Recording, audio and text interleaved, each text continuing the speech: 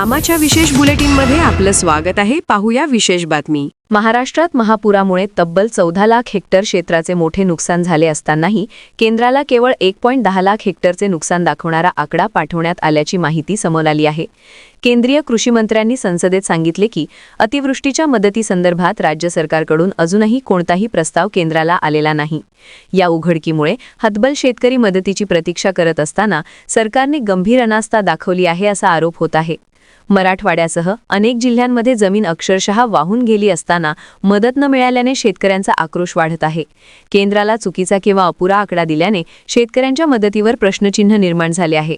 राज्याचा प्रस्ताव न आल्यावरही केंद्राने 3132.80 कोटी रुपये मदत दिल्याची माहिती आहे. दरम्यान स्वाभिमानी शेतकरी संघटनेचे अध्यक्ष राजू शेट्टी यांनी राज्य सरकारवर तीव्र टीका केली आहे. त्यांनी विचारले की केंद्राने दोनदा पत्रक पाठवूनही प्रस्ताव का गेला नाही आणि प्रस्ताव न पाठवण्यासाठी राज्य सरकारवर कोणाचा दबाव आहे का? तसेच मुख्यमंत्री यावर उत्तर देत नसतील तर शेतकरी त्यांना प्रत्यक्ष विचारणा करतील असा इशाराही त्यांनी दिला. याउलट राज्याच्या मदत आणि पुनर्वसन विभागाने दावा केला आहे की अतिवृष्टी आणि पूरग्रस्त भागांसाठी प्रस्ताव आधीच केंद्राकडे पाठवला आहे. विभागाने सांगितले की केंद्राच्या पथकाने पाहणीही केली आहे आणि 2 स्वतंत्र प्रस्ताव गेले आहेत. एक शेतकऱ्यांच्या मदतीसाठी आणि दुसरा पायाभूत सुविधांच्या नुकसानीसाठी. दुसऱ्या प्रस्तावावर चर्चा करण्यासाठी दिल्लीमध्ये उद्या बैठक होणार आहे.